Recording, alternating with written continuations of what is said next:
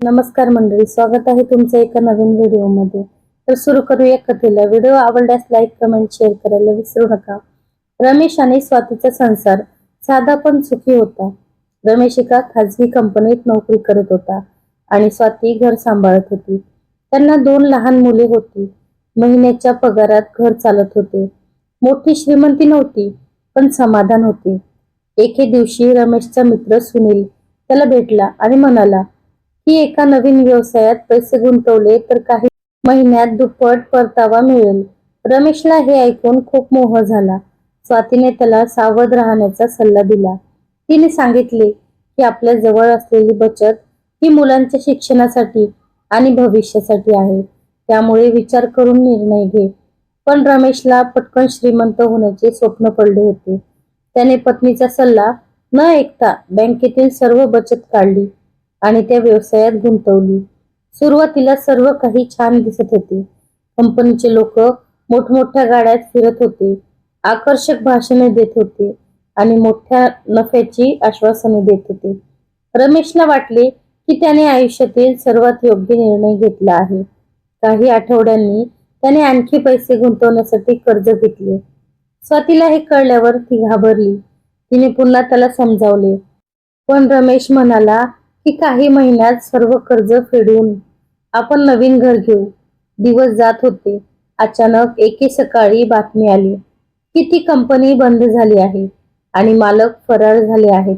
रमेशच्या पायाखालची जमीन सरकली. त्याने गुंतवलेले सर्व पैसे बुडाले होते. त्याच्यावर कर्जाचा डोंगर उभा राहिला. घरी आल्यावर त्याच्या डोळ्यात अश्रू होते. स्वातीला सर्व समजले. ती काही क्षण शांत राहिली. रमेशला वाटले की आता पत्नी त्याला दोष देईल, भांडेल आणि रागावेल. पण स्वातीने फक्त एवढेच म्हटले की चूक झाली आहे, पण आता रडून उपयोग नाही. संकटातून बाहेर पडण्याचा मार्ग शोधूया. काही दिवसांनी कर्जदार घरासमोर येऊ लागले. मुलांच्या शाळेची फी भरणे कठीण झाले. घरातील खर्च भागवणेही अवघड झाले. रमेश मानसिक तणावात गेला. त्याला स्वतःवरच राग येऊ लागला.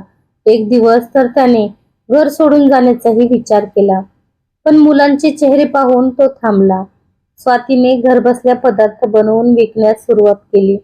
शेजाऱ्यांनी तिची मदत केली. तिच्या मेहनतीने थोडे उत्पन्न मिळू लागले. रमेशनेही अतिरिक्त काम शोधले. सकाळी नोकरी आणि रात्री दुसरी काम, असे त्याचे दिवस सुरू झाले. त्याला सतत स्वतःच्या चुकीची जाणीव होत होती. एकेकाळी ज्यांना तो आपले मित्र समजत होता ते सर्व दूर गेले. संकटाच्या काळात फक्त कुटुंबच त्याच्या पाठीशी उभे राहिले. अनेक महिने संघर्ष चालू राहिला. कधी वीज बिल भरायला पैसे नसत, कधी घर खर्चासाठी उधार घ्यावे लागे. पण स्वातीने कधीही धीर सोडला नाही. ती रमेशला सतत प्रोत्साहन देत राहिली. हळूहळू परिस्थिती बदलू लागली. स्वातीच्या पदार्थांना मागणी वाढली. रमेशने घेतलेले काही कर्ज फेडले गेले. मुलांनाही आई वडिलांचा संघर्ष समजू लागला. त्यांनी अनावश्यक खर्च कमी केले. काही वर्षांनी त्यांच्या आयुष्यात पुन्हा स्थैर्य आले. मोठे घर किंवा आलिशान गाडी नव्हती, पण मन शांती होती. एके दिवशी रमेश मुलांसमोर बसला आणि म्हणाला की आयुष्यातील सर्वात मोठी चूक म्हणजे विचार न करता घेतलेला निर्णय. पटकन श्रीमंत होण्याच्या मोहाने मी आपल्या कुटुंबाला संकटात ढकलले, पण तुमच्या आईच्या ध्येयामुळे आपण पुन्हा उभे राहिलो. मुलांनी आईकडे अभिमानाने पाहिले. स्वातीच्या डोळ्यात आनंदाश्रू होते. त्या दिवसापासून रमेश कोणताही निर्णय घेण्यापूर्वी कुटुंबाचा सल्ला घेऊ लागला. त्याला समजले होते की संसार हा एकट्याचा नसतो.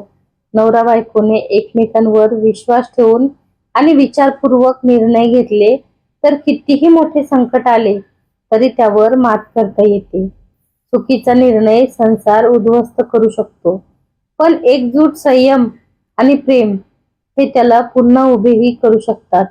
रमेश आणि स्वातीच्या आयुष्यातील कठीण दिवस अजून संपले नव्हते. कर्जदार दररोज घराच्या दारात येत होते. एके दिवशी बँकेची नोटीस आली. घर गहाण ठेवलेले असल्याने वेळेत हप्ते भरले नाहीत तर घर जप्त होणार होते. नोटीस पाहून रमेशच्या हातात बळ राहिली नाही.